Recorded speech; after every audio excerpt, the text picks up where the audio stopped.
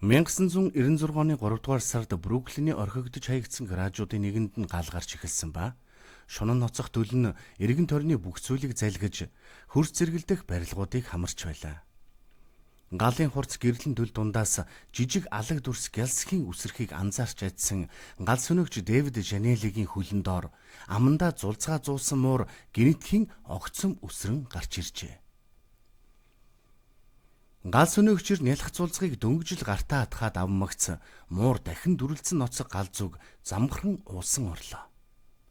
Тэрээр энэ дүрлцэн асах халуун там руу энэ маягаар дахин 4 удаа орсон бөгөөд энэ их муур сүүлийнхээ зулцгаа амандаа 100 гаргаж ирж байхдаа чихнээсээ сүүл хүртэл амьдаараа дүрлцэн шатаж байсан юм. Түүний үснөөс нь игээл олимпийн бамбар лугайдэл бүхий л биеийн дүрлцэн асавч түүнд өвчнөдөө автан яолж амандаа зуусан сүүлчийн ганц амьтэн төрүүлсэн зулцгаа ам ангаан унгаах эрх байгаагүй юм.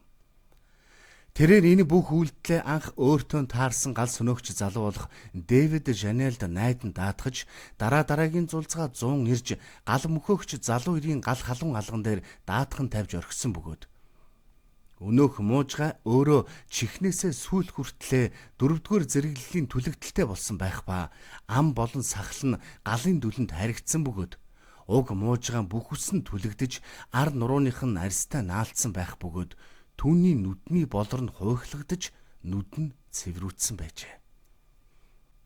Галт халуун тамаас сүүлчийнхээ зулцгаа 100 хүмүүст хүргэж өгөөд харах чадвараа бараг бүрэн алдсан гэмээр уг их муур 100 авчирсан зулцах тус бүрийг нь үнэрлэн долоож байхдаа ухаан нь балартан муужран унлаа. Гал сүнөгчд гудамжны энэхүү жирийн нэгэн муурын чин зоригийг гайхан багтсан бөгөөд өөрт байх хамаг хүч тамираа золин байж амь дүүн зориг гаргаж халуун галаас авч гарч ирсэн зулцгануудтай нь хамт ухаан алдсан чигээр нь гудамжинд үлдээхийг хүсээгүй бөгөөд Нью-Йорк дэх North Shore Animal League мал эмнэлэгт авэачиж өгөн их мууранд тохиолдсон гайхалтай энэхүү баатарлаг түүхийн талаар эмч нарт нэг бүрчлэн ярьжээ. Гал сүнөгчдийн дуулгасан энэ мэдээ тэр дорол хот даяараа түүмэр мэд тарж хүмүүс муур гэж амтан тэр тусмаа их амтан үр төлөө хэрхэн хайрлаж чаддаг тэрхүү агуу байдал амьдралын төлөөх чин хүсэл ба их амтны ямар агуу байж өөрийгөө золиослох чадвартай байдгийг хүмүүст хүргэн бишрүүлж чадлаа.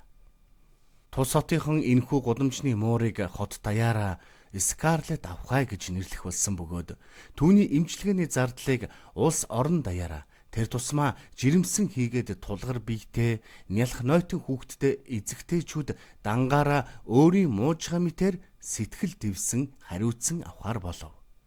Уг муур галаас нийт 5 зулцгаа гаргаж ирсэн бөгөөд муурын үр төлийг нөхөн сэргээхэд 3 сар зарцуулсан ба энэ хугацаанд нэг зулцг нь түлэгдэлтийн өвдөлтөд дийлэлгүй өнгөрөхт нь Нью-Йорк хот даяар гашуудж байжээ.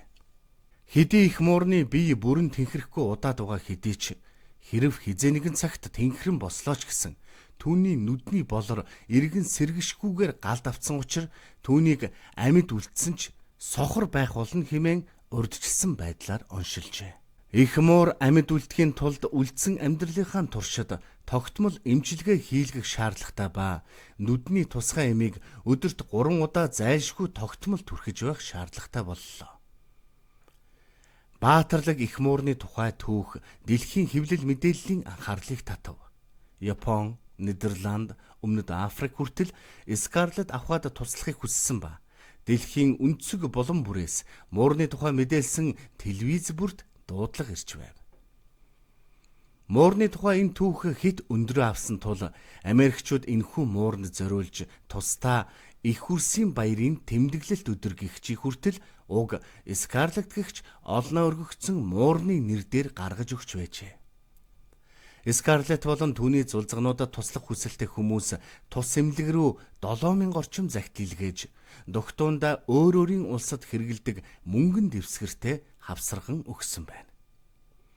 Бүх улс даяараа Скарлетийн муурны хувь заяа хэрхэн үргэлжилхийг өдөр бүрийн мэдээллийн хөтөлбөр дундаа шингээж мэдээлэн анхааралтай ажиглаж байсан бөгөөд Скарлетт Муур нь олон тооны ном, нийтлэлийн баатар болж, ан амьтны сувг дээр очиж биечлэн оролцож олноо ил гарч байсан ба тэрч бүхэл Опрагийн шоунд хүртэл оролцож CNN телевизээр удаа мэдээлэл нь цацагдж байлаа. Скарлетт Муурыг Британий хатан хааны нийгэмлэгээс амьтанд харгислал үзүүлэхээс урьдчилан сэргийлэх үүднээс түүнийг эр зөргийн медалаар шагнаж байсан бөгөөд түүний тухай цэцэрлэг сургуулиудад дуу шүлэг заах болж бүр улмаар тэжээвэр амьтдын талаарх ойлголт бүхий хичээлийг сургалтын хөтөлбөрт нь тусгаж өгсөн байна. Гисэн хэдий ч олон жилийн туршид хуримтлагдсан гэмтэл бэртлээс үүдэлтэй өвчнүүд ужгарч эхэлсэн бөгөөд үхлийн шалтгаан нь гүн түлэгтэлтийн улмаас зовж шаналж байсан Скарлеттийн зүрхний лимфома бөөрийн дутагдал гэх мэт олон хам шинж өвчний нөлөөгөөр дэлхийд даяар танигдж дархалагдж явсан Скарлетт Авхай Муур 2008 оны 10 дугаар сарын 11-нд 13 настайдаа Лонг Айлендд байх шинэ эзнийхэн гэрт таалал төгссөн байна. Түүнийг өнгөрсний дараа хойд эргийн тэжээвэр амьтдын сан гээчийг байгуулж тусгаалan Муурны нэрэмжид шагнал хэмээх шинэ ангилал бүхий зөвхөн Мууранд л өгөх шагналыг тусад нь бий болгохоор өөрчлөлт оруулсан ба түүн дээрээ Скарлеттийн баатарлаг үйл хэргийн төлөөх шагнал гэх шинэ ангилал бүхий энэхүү шагналыг хүн болон амьтдын тусын тулд баатарлаг үйлс бүтээсэн амьтан бүхэнд олгож байхаар зүйлчлэн тогтоожээ.